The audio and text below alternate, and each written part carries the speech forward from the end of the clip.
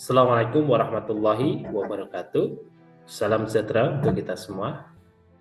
Hari ini kita akan bahas soal potensi kognitif yang telah adik-adik kerjakan, teman-teman semua kerjakan pada DO Cermat Eduka di tanggal 8 Oktober. Sebuah rak memiliki 3 tingkat dan tiap tingkat memiliki 3 kotak. Rak tersebut akan digunakan untuk menaruh apa saja. Kita bisa kasih keterangan di sini. Ada tas, celana, baju, sepatu, dan sendal. Nah, ada 5. Kotaknya ada 3 tingkatan dan tiap tingkatan memiliki 3 kotak. Oke, berarti ada 3 tingkatan dan tiap tingkatan memiliki 3 kotak, berarti ada 9 kotak ya nanti ya.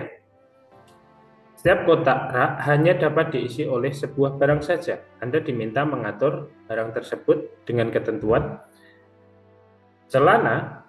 Oke, kita gambar dulu ya. Kita akan gambar dulu bagaimana kotaknya biar nanti settingnya lebih sederhana. Kita punya kotak 3 tingkatan mungkin seperti ini. Celana atau baju tidak boleh diletakkan di bawah maupun setingkat dengan sepatu dan sendal. Berarti sepatu dan sendal dimanapun, maka celana dan baju nggak boleh setingkat. Tas harus diletakkan di rak paling kanan. Berarti di sini kita punya tas. Celana akan diletakkan di bagian tengah. Oh maaf, sendal harus diletakkan di rak bagian kiri. Ini sendal di sini.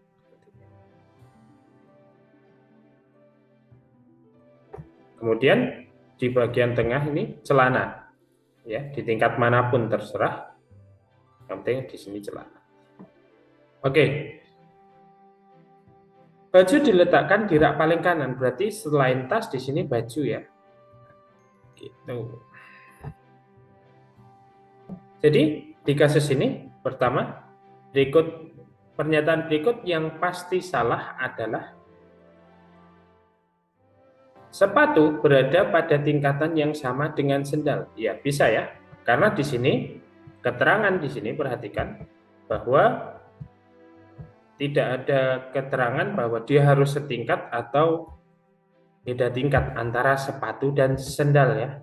Pokoknya yang nggak boleh adalah celana dan baju itu nggak boleh setingkat dengan sepatu dan sendal. Ya, sehingga di sini kita pastikan sepatu berada pada tingkat yang sama dengan sendal ya boleh-boleh saja, ya kan? Tidak ada masalah. Ya, berarti di sini berarti bisa benar.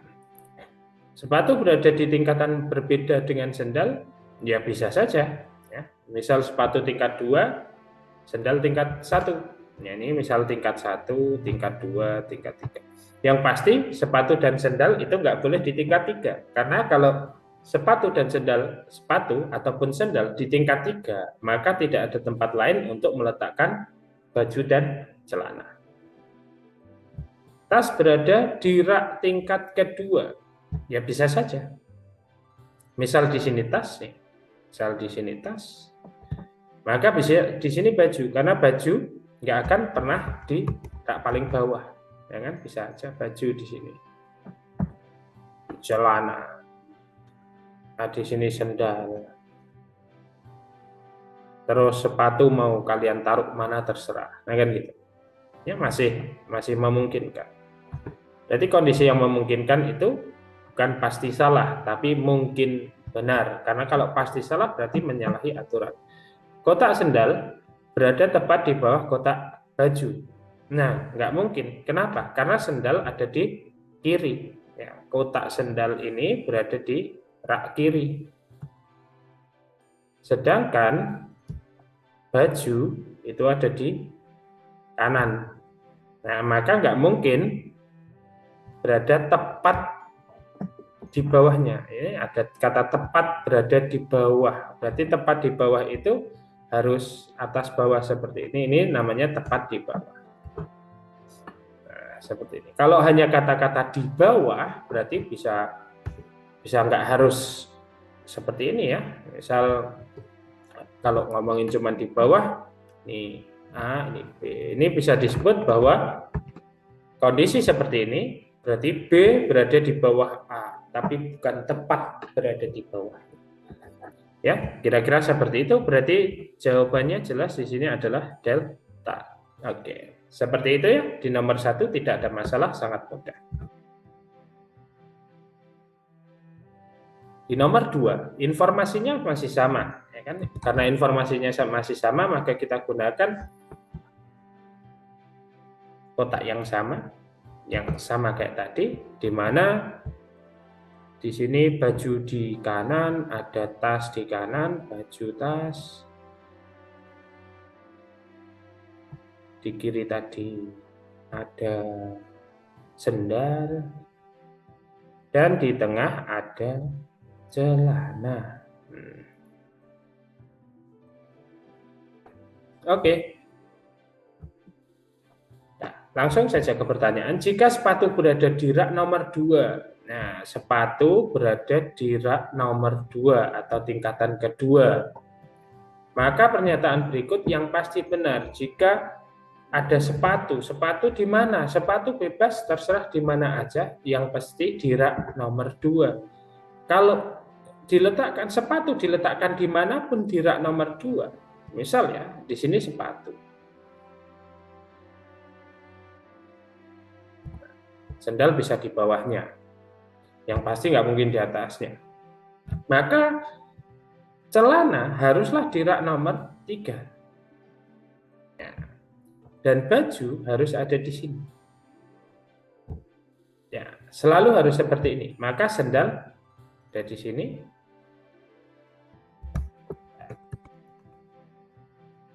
Sendal. Nah, apa yang terjadi? Yang terjadi adalah tas itu selalu bisa di sini, ya. Jadi tas ada 2 kemungkinan. Kemungkinan yang pertama ada di rak tingkat kedua atau rak tingkat pertama. Nah, karena tas dengan sandal sepatu tidak ada hubungannya ya. Yang pasti benar.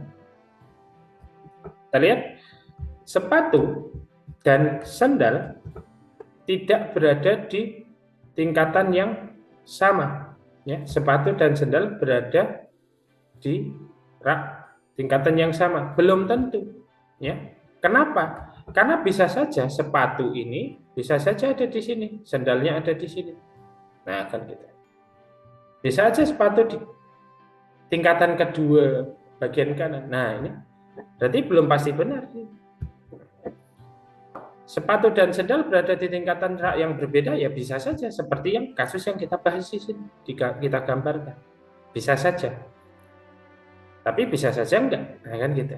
Jadi karena bisa benar bisa salah, maka tidak pasti benar karena yang ditanyakan di sini, yang dibicarakan di sini pasti benar. Celana berada tepat, ya, kata tepat ini penting ya. Celana tepat berada di atas rak sepatu. Celana itu ada di tengah, sepatu belum pasti di tengah. Tidak ada aturan yang meminta sepatu ada di tengah. Maka apa yang terjadi? Bisa benar, bisa salah. Maka bukan suatu hal yang pasti benar. Tas berada di bawah rak baju. Ya, karena baju pasti ada di sini. Mau sepatu ada diletakkan dimanapun, baju pasti ada di sebelah kanan dan di atas. Karena sepatu ada di tingkatan kedua. Nah, seperti itu. Sehingga baju ada di sini, akibatnya tas itu pasti di bawahnya, entah di tingkatan kedua, entah di tingkatan pertama, ya. Yang pasti dia berada di bawah. Ini tidak tepat. Di sini kata-katanya berada di bawah rak baju. Nah, gitu. Berarti jawabannya adalah D. Karena tidak harus, di sini tidak ada kata tepat di bawah rak baju. Kalau berada tepat di bawah rak baju belum tentu, karena bisa aja di bawah baju itu bisa sepatu atau tasnya ada di mana, di paling bawah seperti itu. Sehingga di sini jawabannya adalah D. Kita lanjutkan. Di nomor 3, informasi berikut untuk nomor 3 sampai 5. Oh, sekalian ini ya. Satu paket langsung 3 soal. Andi, Budi, Chandra, Doni, dan Eko mencoba menyusun sebuah puzzle berupa sebuah menara. Puzzle yang mereka susun adalah puzzle yang sama. Artinya di sini informasi puzzle yang sama itu berarti ya adil gitu ya. Jadi mereka menyelesaikan sesuatu hal yang sama. Kita bisa plot terlebih dahulu. Ada ABCD gitu ya, mewakili Andi, Budi, Chandra, Doni, dan Eko. Nah, misal kayak gini. Andi memulai 2 menit setelah Doni, namun selesai 3 menit sebelum Budi dan Chandra. Nah, gini aja, kita akan tulis di sini mulai, di sini selesai, gitu ya. Nah, Andi, kita mainkan dari mulainya dulu, mulainya Andi 2 menit setelah Doni. Misal Doni itu 0, nah gitu. Misal waktunya Doni adalah ke 0, nah Andi adalah orang atau 2 menit setelah 0 ya kan, mulanya di 2. Budi dan Doni memulai 3 menit sebelum Eko. Berarti Budi dan Doni memulai 2 menit sebelum Eko. Eko di sini berarti 3 menit, berarti Eko 3 ya. Karena 3 menit sebelum Eko. Nah, berarti Budi sama Doni itu barengan ternyata. Nah, berarti Budi juga 0 gitu ya. Eko adalah orang terakhir yang memulai puzzle berjarak 5 menit dengan yang memulai pertama. Nah, berarti karena Eko adalah orang terakhir yang memulai puzzle berjarak 5 menit dengan orang yang pertama, ini berjarak 5 menit dengan orang yang pertama. Nah, maka yang pertama pastilah si Chandra. Nah, gitu berarti kita tulis min 2, dikurangi ya. Dikurangi 5. Chandra mulai 2 menit sebelum Doni. Ya, kita tahu karena udah pasti tercepat haruslah Chandra, ya kan seperti itu. Sekarang kita selesainya. Andi ini selesai 3 menit sebelum Budi dan Chandra. Misal Andi ini selesainya dalam waktu X, nah gitu. Itu 3 menit sebelum Budi dan Chandra. Berarti Budi dan Chandra itu X plus 3. Di sini juga X plus 3. Nah, seperti itu. Dan Budi kalah cepat 2 menit dibanding Doni. Budi itu kalah cepat dibanding Doni. Berarti Doni lebih cepat. Berarti X plus 1. Seperti ini. Chandra memulai 2 menit sebelum Doni. Ya udah tadi. Dan selesai 3 menit setelah Eko. Chandra itu selesai 3 menit setelah Eko. Berarti di sini X. Berarti kita bisa mengakumulasi waktu yang dibutuhkan mereka untuk menyelesaikan dalam X gitu ya. Berarti di sini waktunya adalah X min 2, di sini X plus 3, di sini X plus 5, tinggal dikurangi selesai dikurangi mulai kan gitu ya, waktu yang dibutuhkan. Di sini X plus 1, di sini X min 3. Nah, di sini sudah cukup untuk menjawab siapakah yang memulai puzzle pertama kali. Nah, puzzle pertama kali adalah si Chandra. Nah, seperti ini. Ya, jelas di sini karena mulainya dia minus, berarti pertama kali. Siapa yang dapat menyelesaikan dalam waktu tercepat? Dalam waktu tercepat berarti ini waktu kan di sini. Nah, waktu yang dibutuhkan. Berarti yang tercepat adalah yang ini, X min 3. Nah, karena X min 3 dikurangi 3, waktunya dikurangi X dikurangi 3, berarti paling sedikit. Maka dia tercepat, yaitu Eko. Berarti jawabannya E. Jika waktu yang dibutuhkan Andi untuk menyelesaikan puzzle adalah 8 menit, berarti A itu kan X min 2. Ya. Andi kan waktunya X min 2. Kalau X min 2 sama dengan 8, maka kita dapatkan X sama dengan 10. Maka waktu yang dibutuhkan Chandra waktu yang dibutuhkan adalah X plus 5. Nah, X plus 5. Nah, X-nya kan sudah tahu, X-nya adalah 10, berarti 10 ditambah 5. Berarti waktu yang dibutuhkan adalah 15 menit. Ya, Oke, sampai di sini bisa dipahami ya. Di nomor 3, 4 dan 5, 1 kali bikin bagan atau kondisi, menuliskan kondisi bisa untuk menjawab 3 soal tersebut. Kita lanjutkan ke nomor 6 sampai 8. Seorang kurir akan mengantar pesanan makanan kepada pelanggan dengan mempertimbangkan makanan yang harus diantar. Yaitu, kita cek lagi apa aja. Mie, nasi ayam, soto, roti bakar, martabak, dan sate ayam. 2, 4, 6. Ada 6 makanan. Makanan berkuah harus didahulukan dibanding makanan tidak berkuah. Nah, siapa yang berkuah? Kita cek dulu ya. Berkuah itu adalah mie rebus ya. Karena mie rebus sama soto ya. Berarti ini harus didahulukan.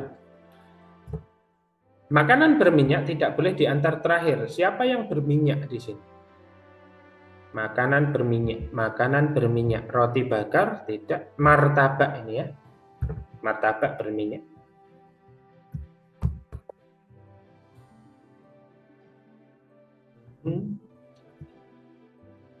Ini dianggap sebagai pengetahuan umum ya. Makanya yang belum pernah makan martabak, beli martabak. Terus dicek, minyakan enggak ya? Nah gitu, coba. Martabak. Kemudian sate enggak, udah aman. Nasi ayam dan sate ayam diantar secara berurutan karena rumah pelanggan berdekatan. Oke, berarti nanti harus urut. Gitu. Nasi ayam diantar setelah roti bakar diantar. Oke, berarti intinya nasi ayam, roti bakar, baru nasi ayam gitu ya. Karena nasi ayamnya setelah roti bakar. Berarti roti, berarti baru nasi kan gitu. Oke. Kalau untuk urutan-urutan kayak gini sebenarnya kalian langsung cek saja di pilihan jawaban mana yang salah, mana yang benar gitu. Sebagai contoh seperti ini. Yang A ya, mie rebus, soto, sate, nasi, martabak, roti bakar. Salahnya di mana? Salahnya di roti bakar setelah nasi ayam. Karena harusnya roti baru nasi. Nah gitu. Ya, sebenarnya kalian tinggal langsung melihat seperti ini, bisa ya. Mie rebus, soto, roti, benar. Nah, ini martabak nggak boleh di belakang. Nah, kan gitu. Terus, soto, mie rebus, roti bakar, martabak, nasi ayam, sate ayam. Nah, ini tidak menyalahi. Nah, gitu. Berarti jawabannya adalah C. Apakah iya, Mas? Dicek aja yang lain. Soto, mie rebus, martabak, sate ayam, nasi ayam, roti bakar. Lagi-lagi roti bakar sama nasi ayam. Roti bakar, nasi ayam ini udah benar, tapi kan nasi ayam dan sate ayam harus berurutan. Berarti kan ini sate ayam sama nasi ayam ini yang salah. Bisa dipahami ya? Di nomor 7, sate kemungkinan diantar pada urutan keberapa. Nah, gitu. Kita bisa perhatikan bahwa pasti soto sama mie rebus itu di depan. Entah mie rebus dulu, entah soto dulu. Ya. Mie, misal mie dulu saya mau nganter, terus soto. Nah, di sini sebelum nasi ayam harus ada roti bakar. Padahal nasi ayam, nasi dan sate, nah ini soto, ini sate. Nah, ini kan harus berurutan. Nah, gitu. Entah sate dulu baru soto atau soto baru sate. Maaf, salah toh. Nasi ayam baru sate atau sate baru nasi ayam. Terserah. Yang pasti martabak nggak boleh di belakang. Ini kan sebenarnya tinggal ada 3 slot lagi ya. Di mana nggak boleh martabak terakhir, maka dan harus roti bakar sebelum nasi. Berarti bisa roti, terus martabak, terus nasi ayam sama sate. Nah, kan gitu. Bisa kayak gini, bisa roti, martabak, sate, nasi. Nah, kan seperti itu. Berarti yang memungkinkan si sate ini tidak mungkin berada di 1, 2, 3, dan 4. Maka sate tidak mungkin di 1, tidak mungkin di 2, karena harus berkuah, tidak mungkin di 3, karena sate sama nasi harus berdampingan, padahal sebelum nasi haruslah ada roti. Kenapa nggak mungkin di 4? Misal sate di 4, maka nasi haruslah di 5, ya kan? Akibatnya martabak di 6. Martabak di 6 nggak boleh, urutan ke-6. Nah, di situ. Maka 1, 2, 3, 4 nggak mungkin, maka yang mungkin adalah 5 dan 6. Tapi nggak ada pilihan urutan ke-6 di sini ya. Berarti jawabannya adalah ke-5. Di nomor 8. Masih ingat ya kondisi yang tadi ya? Jika martabak diantar tepat setelah mengantar soto, berarti kan nggak mungkin soto yang pertama, ya pasti mie rebus yang pertama, ya kan? Mie, terus soto, terus martabak, nah kan gitu.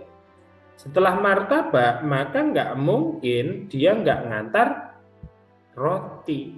Kenapa? Karena habis itu haruslah, karena kalau misal nasi atau sate dia harus berurutan, padahal sebelum nasi harus roti. Maka mie, soto, martabak, roti. Nah, ini terserah ya.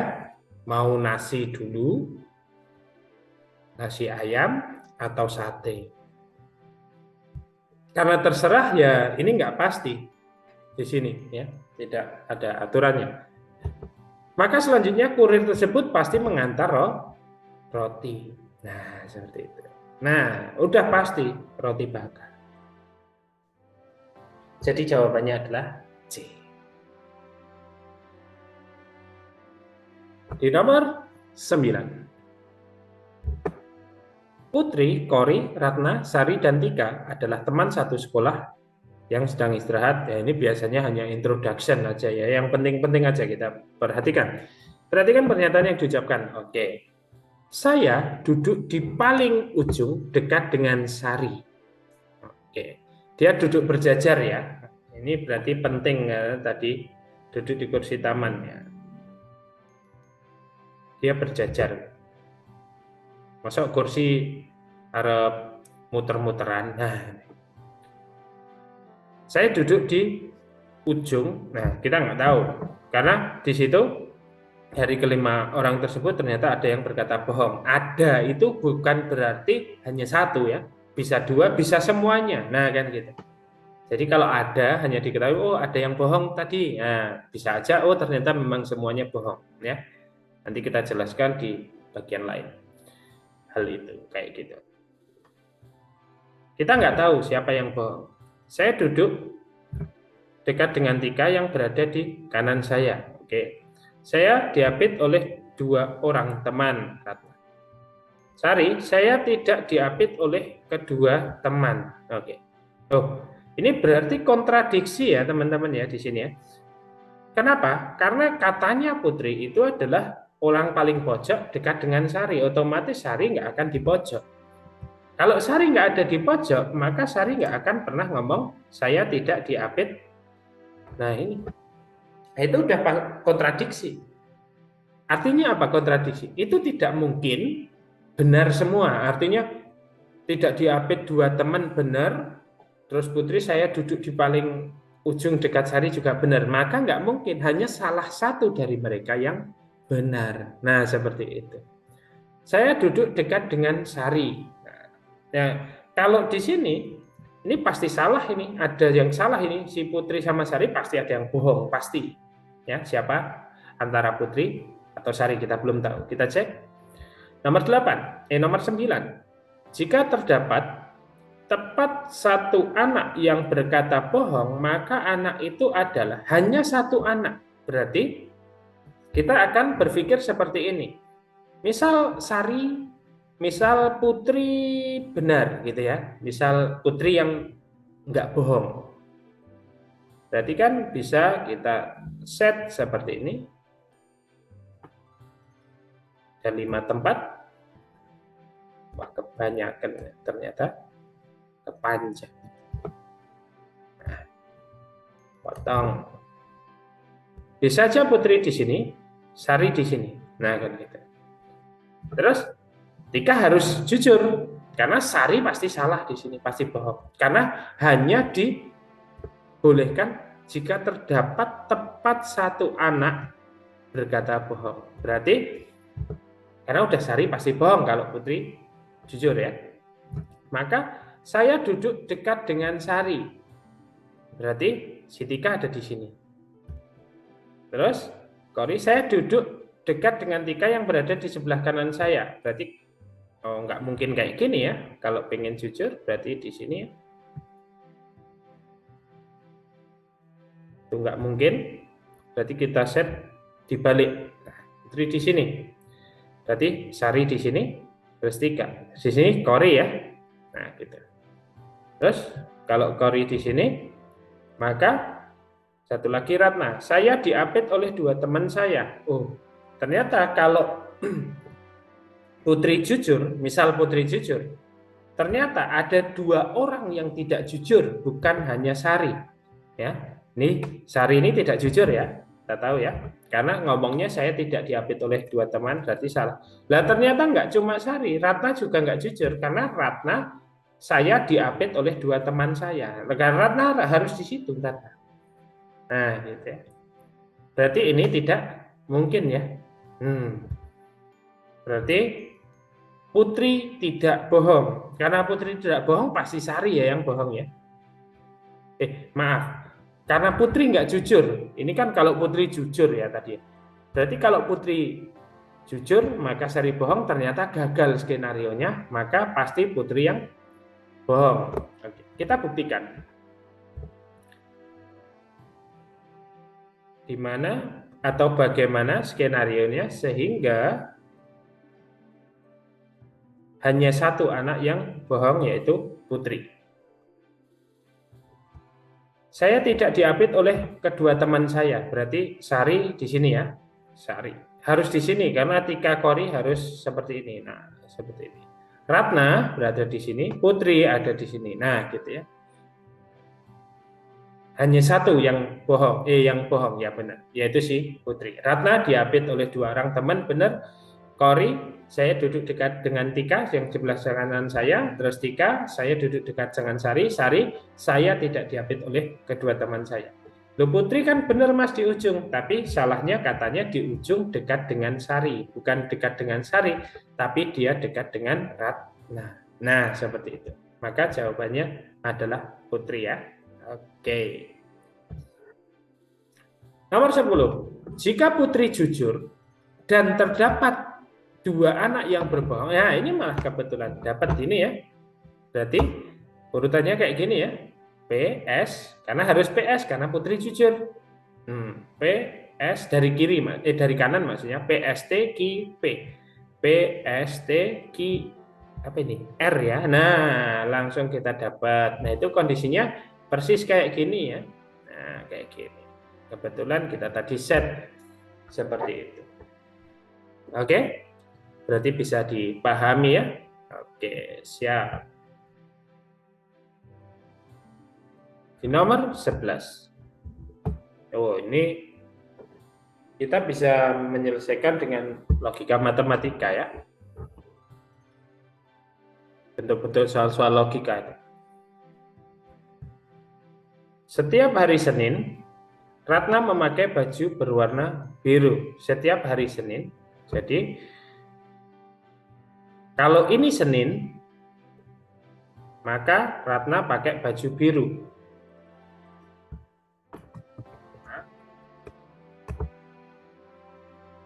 Nih.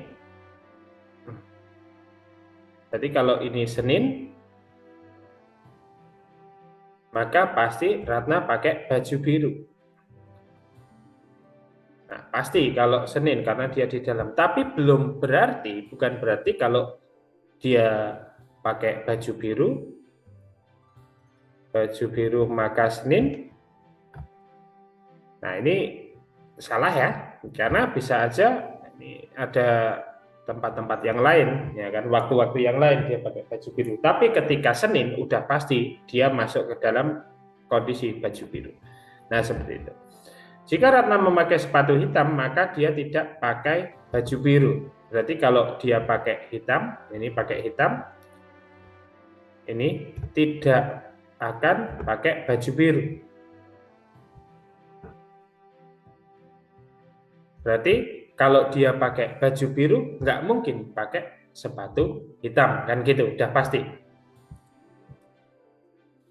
Jadi nggak pakai baju biru. Maaf, kalau pakai baju biru ya, berarti nggak. Nih, berarti kalau baju biru, karena di sini nggak pakai. Berarti kalau baju biru maka tidak hitam, kan gitu. Udah pasti. Karena kalau hitam pasti pakai baju biru.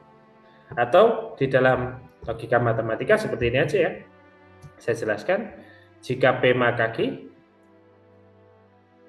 itu ekuivalen, P maka Q itu akan ekuivalen atau pernyataan ini setara dengan tidak Q maka tidak P. Nah, itulah. Jika makan maka kenyang, nah, kan gitu. Setiap makan itu menghasilkan kenyang. Berarti bisa dituliskan jika tidak kenyang atau jika belum kenyang, tidak aja ya, tidak kenyang. Negasi ya. Negasi itu tidak kenyang. Ya maka belum makan, ya kan pasti, maka belum makan.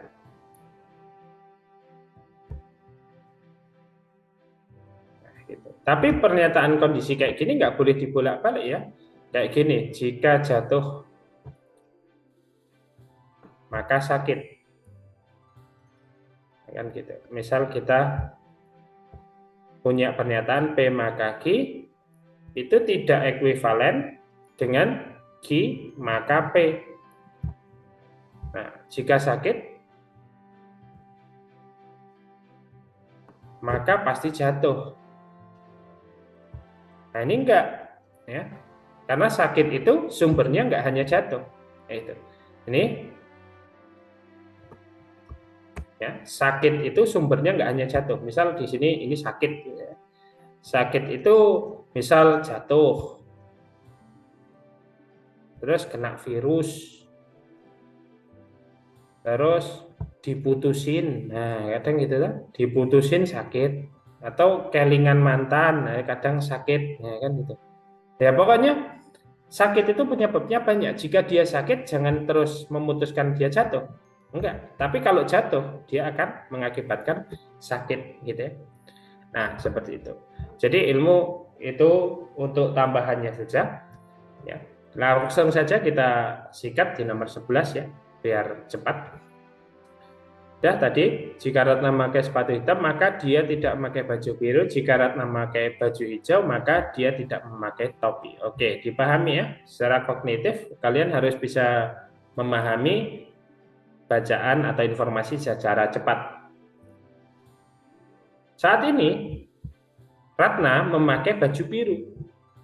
Ingat, kalau dia memakai baju biru,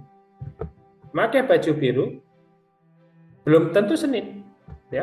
Jadi pernyataan A sekarang hari Senin itu salah, karena baju biru itu bisa Senin, bisa Selasa, bisa hari yang lain. Tapi kalau dia hari Senin, udah pasti hari Senin, maka pasti pakai baju biru, jangan dibolak-balik. Saat ini bukan hari Senin, ya bisa aja. Nah, tapi kan yang kita cari pasti benar. Ratna memakai sepatu hitam. Nah, perhatikan di sini. Pada konteks ini, jika Ratna memakai sepatu hitam, maka dia tidak memakai baju biru. Ya, jika Ratna memakai sepatu hitam, maka dia tidak memakai baju biru. Berarti kalau dia memakai baju biru, nggak mungkin pakai hitam, karena kalau sepatunya hitam, bajunya biru. bajunya bukan biru. Nah, sedangkan sekarang baju biru. Karena di sekarang baju biru, maka dia pasti tidak memakai sepatu hitam. Nah, seperti ini. Oke. Untuk yang belum jelas nanti bisa ditanyakan ya, untuk dipelajari lebih lanjut tentang logika seperti ini. Jika Fauzan berangkat ke sekolah, maka akan mengendarai motor. Kita akan pakai notasi implikasi ini ya. Jika P maka Q. P itu apa? Fauzan ke sekolah. Berarti P-nya ke sekolah. P sekolah. Q naik motor atau mengendarai motor. Nah, gitu ya. Fauzan tidak mengendarai motor, berarti tidak Q, atau akan membeli gitar di toko. R. Nah, R itu gitar. Nah, seperti ini. Nah, pernyataan yang kedua bahwa tidak Q atau R, maka itu pilihannya. Ya, gitu ya. Tidak Q atau R, nggak mungkin dilakukan dua-duanya. Nah, gitu. Tidak Q atau R, berarti kalau makanya salah satu, ya kan gitu. Artinya kalau dia melakukan tidak Q, ya udah, berarti nggak R.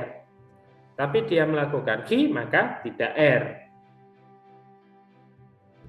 Tidak Q atau R itu ekuivalen dengan tidak Q maka R adalah jika Q maka R. Nah, gitu. Ini adalah pernyataan yang ekuivalen. Jadi tidak Q atau R itu dapat menjadi Q maka R. Oke. Jadi kita bisa sebut di sini bentuk ini jadi gini aja ya, P maka Q dan Q maka R. Nah, kan gitu. Nah, ini dengan silogisme kita bisa simpulkan bahwa jika P maka R. Berarti P tadi sekolah, jika Fauzan berangkat sekolah maka R tadi kan membeli gitar ya. Membeli gitar, akan membeli gitar.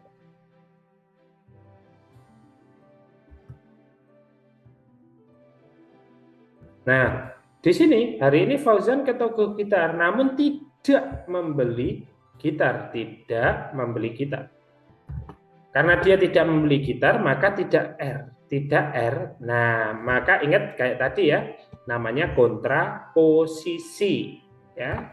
Karena P maka R, tidak R maka pasti tidak P. Karena kalau P pasti R.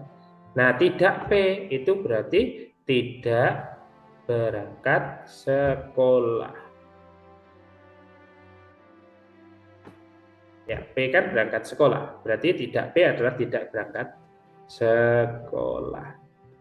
Berarti hari ini atau saat ini yang dibicarakan ini adalah Fauzan tidak berangkat sekolah ya, kesimpulannya. Oke, seperti itu. Setiap pengguna transportasi umum haruslah memiliki tiket untuk bepergian. Selain tiket, khusus untuk kereta api dan pesawat terbang menggunakan transportasi diwajibkan vaksin booster, ya kan? Jadi dia wajib vaksin booster. Nah, kan tetapi untuk kereta jarak dekat bisa ternyata bisa tanpa vaksin booster, cukup dengan menunjukkan keterangan bahwa telah vaksin dosis kedua. Berarti bisa nih jarak dekat itu vaksin dosis kedua. Vaksin dosis kedua adalah syarat minimal agar dapat memasuki dan mengakses fasilitas umum termasuk menaiki transportasi umum. Oke. Pak Budi dapat melakukan perjalanan. Berarti dia mungkin bisa udah vaksin dan lain-lainnya. Pak Budi belum vaksin booster. Nah, ini boleh ya. Nah, Kenapa? Akan tetapi untuk kereta jarak dekat bisa tanpa vaksin booster. Bisa aja dia menggunakan kereta apinya di sini kan belum tahu jarak dekat atau jarak jauh, ya kan? Berarti Pak Budi belum vaksin booster, ya bisa aja, nah, kan gitu. Belum tentu salah, kan gitu. Jadi yang kita cari adalah yang pasti salah. Pak Budi telah melakukan vaksin dosis kedua. Ya benar, kalau sudah vaksin dosis kedua dia bisa fasilitas umum. Pak Budi belum melakukan vaksin dosis kedua.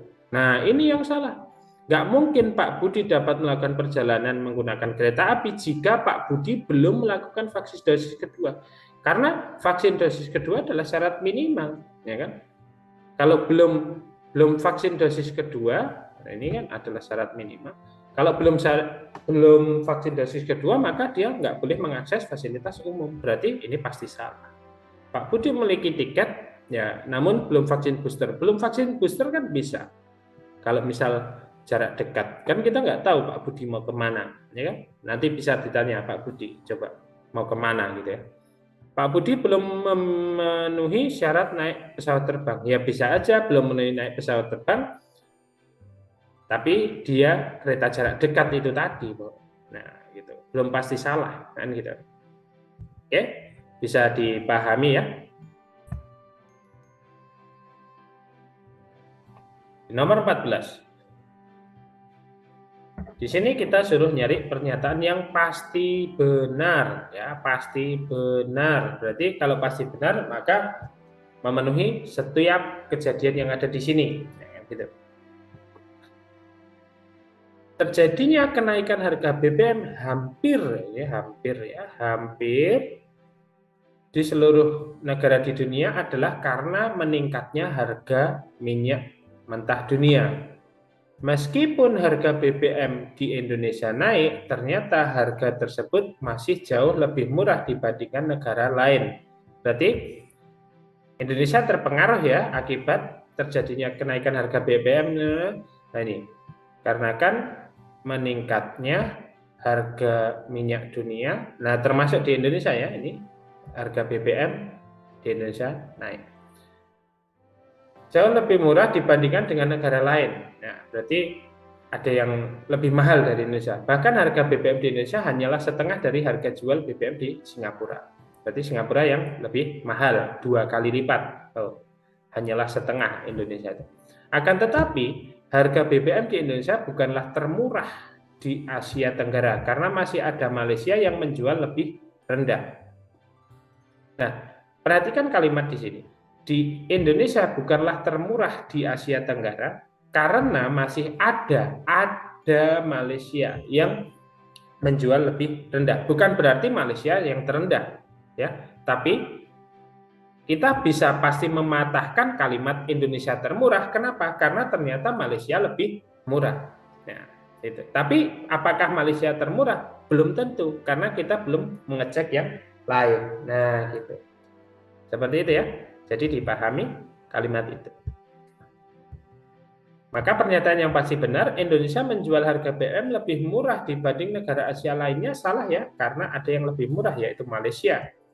Yang B, harga minyak mentah dunia mempengaruhi naiknya harga jual BBM di Indonesia. Nah ini ya jelas yang saya bold tadi ya, karena meningkatkan karena meningkatnya harga minyak mentah dunia, ya kan gitu. Akibatnya BBM di Indonesia ikut naik ya. Berarti jawabannya adalah B. C, salahnya di mana? Malaysia adalah negara yang menjual BBM termurah di Asia Tenggara. Nah, di sini tadi yang saya tekankan, ternyata penting juga di situ ya, memahami ini.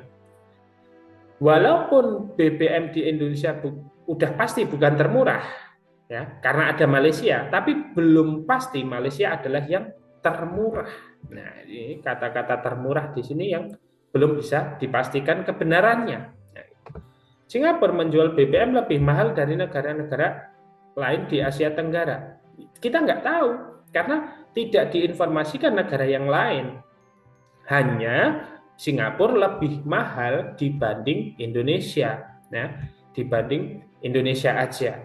Berarti nggak semua negara-negara di Asia Tenggara. Ya, ini salah juga. Harga BBM di seluruh dunia ditentukan harga minyak dunia. Tidak seluruh dunia ya, karena di sini hampir kata hampir itu bukan seluruhnya. Berarti ada yang tidak. Ada yang tidak. Nah, mungkin siapa yang tidak? Mungkin ya yang memproduksi minyak itu, yang memproduksi banyak minyak ya, punya tambang minyak. Oh, minyak bukan tambang ya. Yes, untuk perminyakan ya, dunia minyak ya, saya nggak tahu. Saya bukan pedagang minyak soalnya. Yang intinya adalah di sini BBM di seluruh dunia ditentukan harga minyak dunia itu tidak tepat. Oke, karena harga BBM di negara berapapun, dimanapun harganya ya ditentukan pemerintah ya. Kemarin habis naik BBM itu kan pemerintah yang ngatur, bukan minyak dunia yang ngatur, tapi menyesuaikan itu bisa. Ya, oke. Di nomor 15, bayam mengandung zinc yang lebih tinggi daripada jenis makanan jenis sayuran yang lain dan mudah untuk diolah menjadi makanan. Makin banyak mengkonsumsi zinc, makin baik tumbuh kembang seorang anak karena zinc adalah nutrisi penting dalam tubuh yang dapat meningkatkan fungsi kerja dan kesehatan otak. Oke. Berdasarkan ini mana sebab akibat yang paling mungkin benar. Nah, gitu. Paling mungkin itu artinya gimana ya? Itu belum pasti benar memang. Tetapi dari informasi yang diberikan ya ini ada yang mungkin benar. Nah, tapi ini yang paling mendekati kebenarannya. Nah, kan gitu. Oke, bisa dipahami ya dari kata paling mungkin benar. Anak yang tumbuh kembang dengan baik akan cenderung suka mengonsumsi bayam. Oke, di sini berpikirnya mungkin kebalik ya. Nah, kenapa? Karena malah bayam itu yang mengakibatkan tumbuh kembang dengan baik, bukan anak yang tumbuh kembang dengan baik, ya, tumbuh kembang baik, bukan anak yang tumbuh kembang baik malah makan bayam, bukan. Dari informasi di sini, dari mana? Ini tadi ya, nih, makin baik tumbuh kembang seseorang anak karena zinc, nah kan gitu, makin banyak mengkonsumsi zinc. Nah, zinc itu dapat dari mana? Dapat dari bayam. Nah, gitu. Berarti kan mengonsumsi bayam makin baik tumbuh kembangan. Anak yang tidak mengonsumsi bayam akan mengalami hambatan. Ini kurang tepat ya, karena bayam adalah salah satu, ya kan gitu. Hanya salah satu. Jadi ya, misal ini zinc, gitu ya. Zinc itu salah satunya adalah dari bayam. Ya, yang lain ada yang lain yang mengandung zinc juga, ya. Tapi bukan sampo ya. Ada sampo, bukan itu ya. Jangan. Terus sampo mengandung zinc, bukan itu yang dibicarakan. Ya pokoknya ada lain lah ya. Ada makanan lain. Jadi anak-anak yang tidak mengonsumsi bayam akan mengalami hambatan, gitu. Tidak juga. Lagian juga yang tidak mengonsumsi zinc akan mengalami hambatan. Tidak disebutkan. Zinc itu membantu tumbuh kembang, meningkatkan tumbuh kembang. Artinya bukan berarti zinc tanpa zinc terus dia nggak tumbuh kembang, juga salah. Yang C, semakin banyak mengonsumsi bayam akan menjadi anak yang semakin cerdas. Nah ini masih mungkin ya, mungkin. Karena tidak menyalahi. Bayam dikonsumsi seorang anak untuk mengoptimalkan tumbuh kembang mereka.